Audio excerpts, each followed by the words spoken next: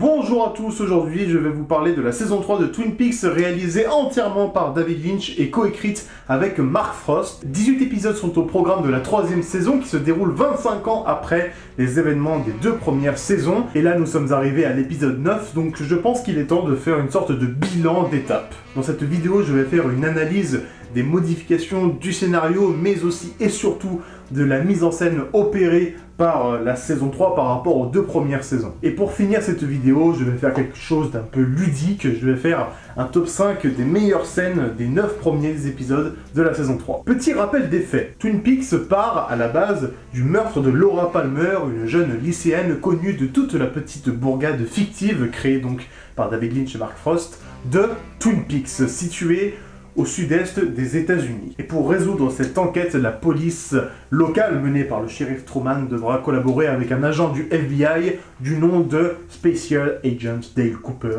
l'homme le plus classe du monde, n'en déplaise à George Abitbol. Oui.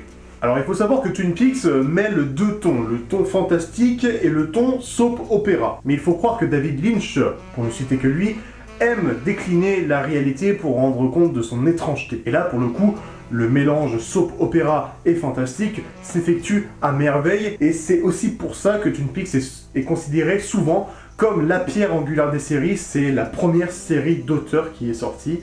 Toutes les séries que vous connaissez, que ce soit Breaking Bad, Game of Thrones, Mad Men, etc., et ben c'est inspiré de Twin Peaks indirectement, mais du point de vue du scénario, de la structure adoptée par les épisodes et par les saisons, Twin Peaks est vraiment aux antipodes de tout cela. Et ce qui est intéressant avec cette saison 3, c'est qu'on arrive encore à être aux antipodes de tout.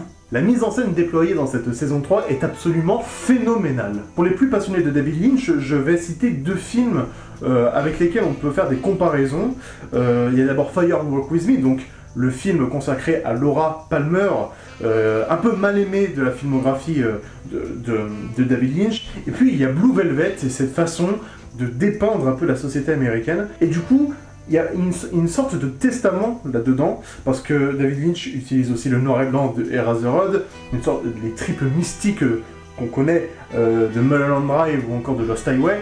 Il y a une sorte de récapitulatif de la filmographie de Lynch, et ça c'est très important, mais, comme je le disais là il y a un instant, il arrive tout de même à renouveler quelque chose.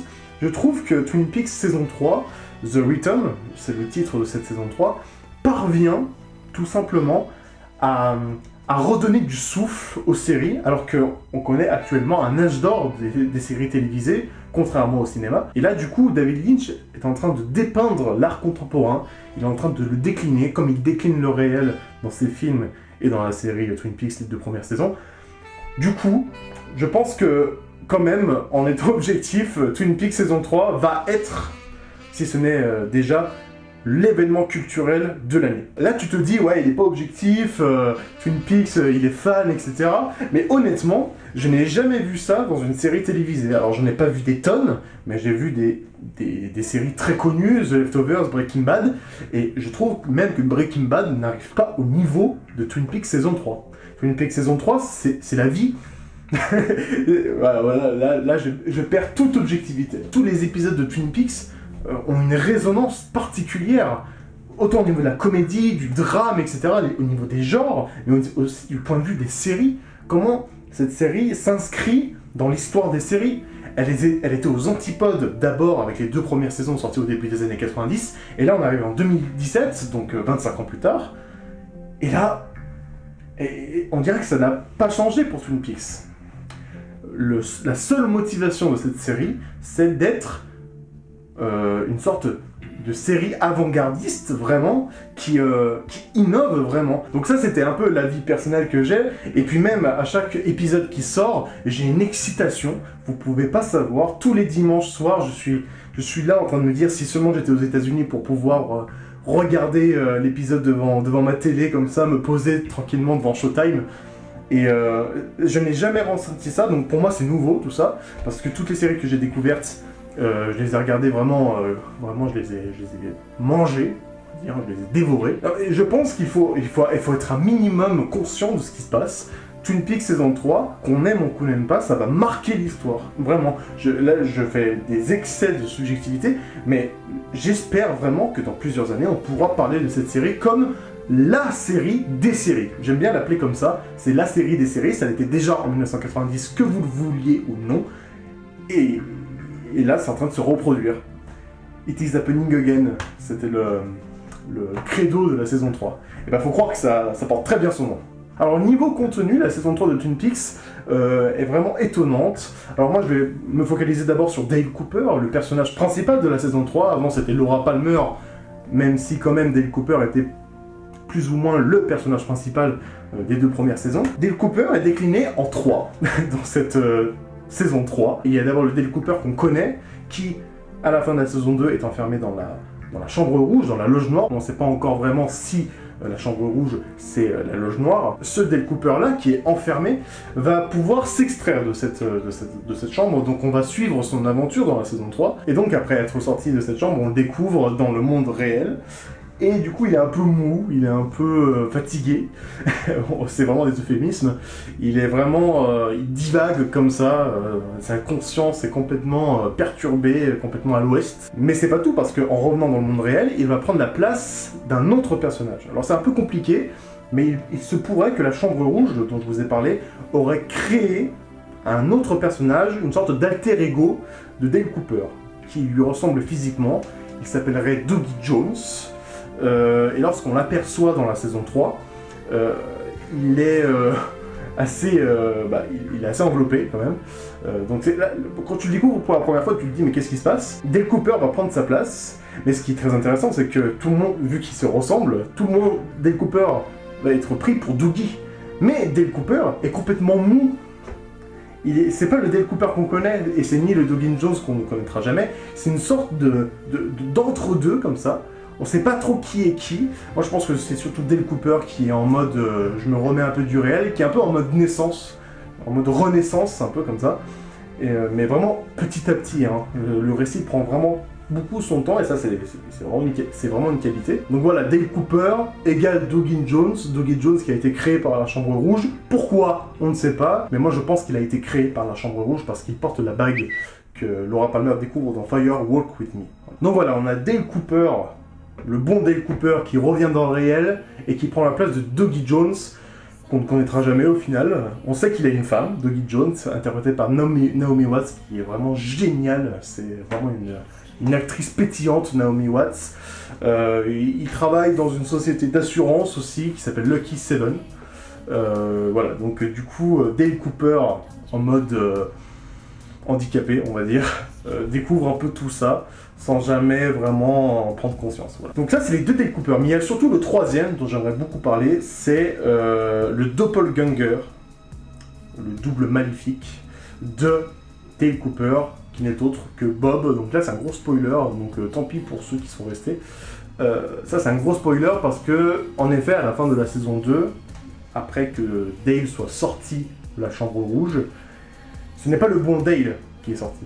C'est le méchant Dale. C'est le doppelganger, comme l'appelle la série. On le voit à la fin, quand il se brise la tête contre le miroir, c'est bien Bob, donc le méchant, l'esprit maléfique de Twin Peaks, qui s'en est emparé. Et on sait donc apparemment que ce Dale Cooper-là s'est échappé de Twin Peaks après avoir rendu visite à Audrey Horne, qui a été victime d'une explosion, qui est tombée dans le coma. Et ensuite, on redécouvre donc dans cette saison 3, 25 ans plus tard, le doppelganger de Dale Cooper. Et le moins que l'on puisse dire, c'est que ça ressemble beaucoup à Bob au niveau de la chevelure, au niveau du look, un peu motard, un peu comme ça, un peu western aussi. Et du coup, il a plein de missions, une sorte de tueur à gages comme ça. Il tue à tout va, sans pitié. Donc ça, c'est vraiment le Bob qu'on connaît pour le coup. Je reviens du coup au bon Dale Cooper lorsqu'il revient dans la réalité, celui-ci. Le méchant Dale Cooper va avoir une sorte de spasme comme ça, il est en train de conduire, il va avoir un accident de voiture et puis il va vomir une substance très visqueuse, très dégueulasse, vraiment, c'est de la saleté. Il faut savoir que David Lynch adore la merde. Et voilà, donc il y a une sorte de basculement comme ça qui s'opère sur le mauvais Dale, qui va ensuite, suite donc, à cet accident de voiture, être enfermé en prison. Donc là, il y a un côté prison break très intéressant. Donc Bob est en prison, mais il va pouvoir s'échapper avec un compromis menaçant, on peut le dire, avec le directeur de la prison. Donc c'est super intéressant de voir qu'il y a 3 Dale Cooper, surtout deux, donc le bon Dale Cooper qui revient dans la réalité, et le mauvais Dale Cooper, tueur à gages, qui se fait enfermer, etc. Il y a vraiment une altérité dans ces deux entités, et ça parcourt vraiment la saison 3, ça se met vraiment en place à partir de l'épisode 4, et là il y a vraiment quelque chose, comme je disais tout à l'heure, d'émouvant, parce que tout fan de Twin Peaks adore Dale Cooper, donc il y a vraiment quelque chose de très dramatique là-dedans. Mais ça amuse aussi, parce que voir Bob se réincarner, parce qu'il a pris le contrôle d'un autre personnage dans les 2 premières saisons, voir Bob se réincarner, c'est très fidèle à ce qu'a pu produire la série auparavant. Donc par rapport au personnage de Dale Cooper, il y a vraiment une conscience altérante très intéressante. J'ai vraiment hâte de voir comment ça va se terminer. Dale Cooper, le personnage principal, a vraiment son heure de gloire. Il les avait déjà dans les 2 premières saisons, mais là pour le coup il occupe le scénario de manière vraiment centrale, et je pense que c'est un très bon choix tout de même, parce que ça aurait été très compliqué de remettre en jeu Laura Palmer comme ça, même si à un moment on doute un peu de la chose. Et bah autour on a les vieux personnages, on retrouve donc comme je disais Gordon Cole, Albert, Shelly, Nora, Bobby en flic, le frère de Sheriff Truman, donc on retrouve en quelque sorte le Sheriff Truman. Je trouve ça très bien pensé de mettre le frère de Truman. Il y a plein de personnages anciens et plein de personnages nouveaux qui tout de même ont un peu de peine à s'imposer. Je retiens l'agent Preston, qui est souvent là avec Gordon Cole et Albert lorsqu'ils font les voyages en avion là. Et en voiture aussi, il y a une scène très drôle en voiture lorsque Albert pète un câble. J'ai retenu le personnage d'Amanda Seyfried, qui joue la fille de Shelley Johnson, Becky. Et puis moi, au niveau innovation des personnages, ça peut paraître un peu contradictoire, mais ce que je retiens le plus, c'est quand même Diane. Diane en français, moi j'aime bien dire Diane. Le personnage auquel s'adresse Dale Cooper pendant tous les épisodes de la saison 2.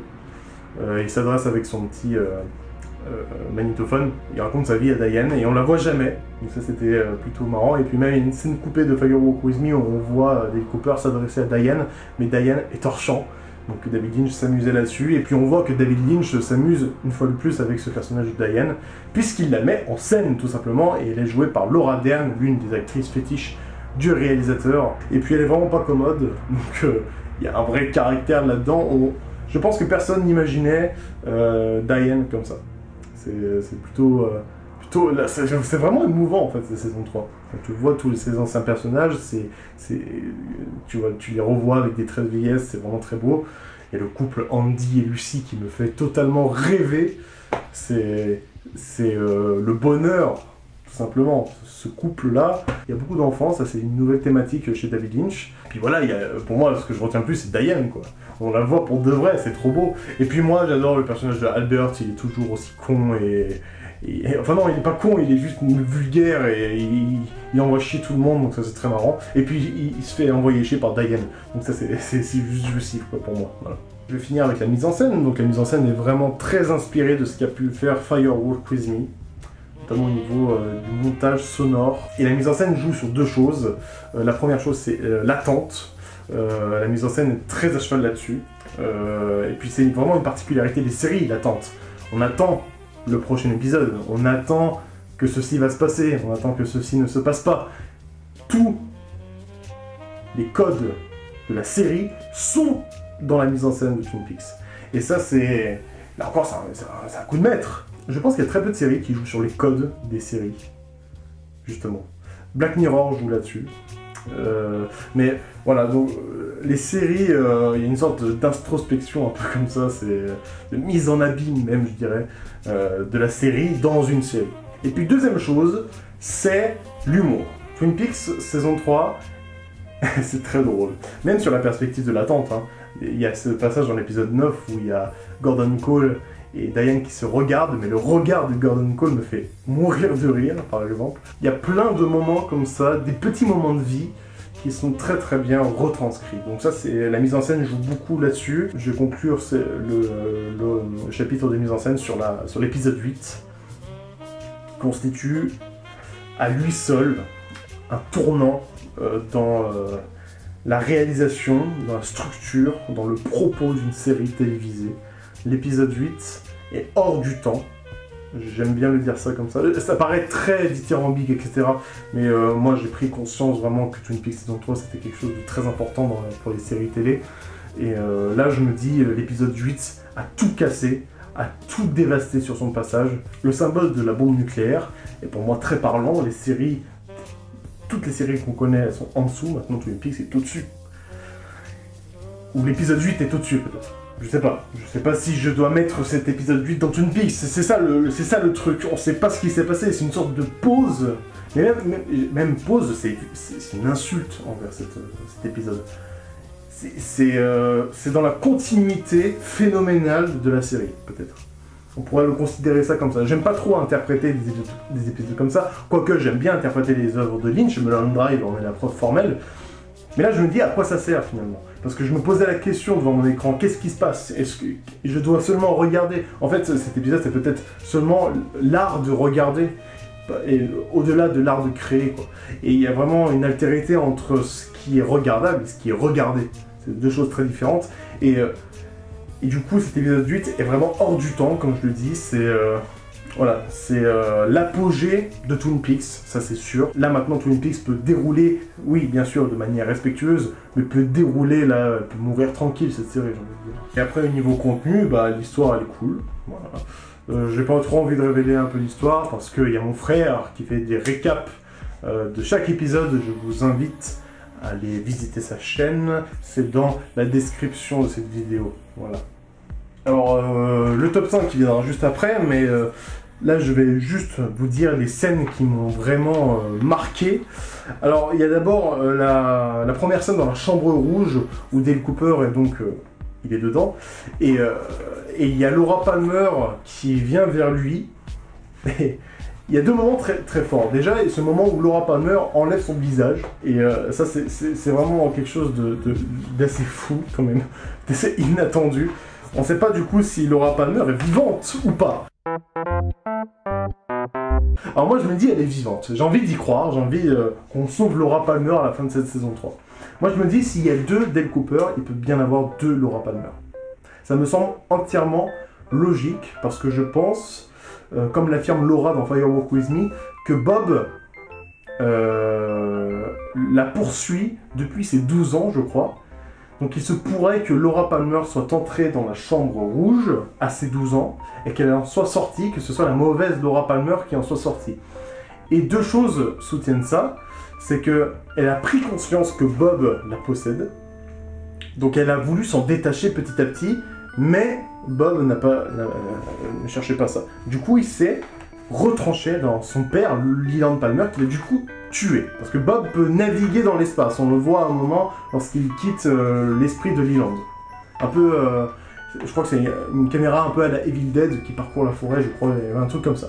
Et puis deuxième chose qui confirme la théorie selon laquelle c'est la mauvaise Laura Palmer qui est sortie de la chambre rouge, c'est qu'elle consomme de la drogue, c'est qu'elle enchaîne les garçons, elle n'est pas très studieuse, c'est quelqu'un de très perturbé, Laura Palmer. On le voit très bien dans Firewalk With Me, et toute la mise en scène tourne autour de cet aspect-là.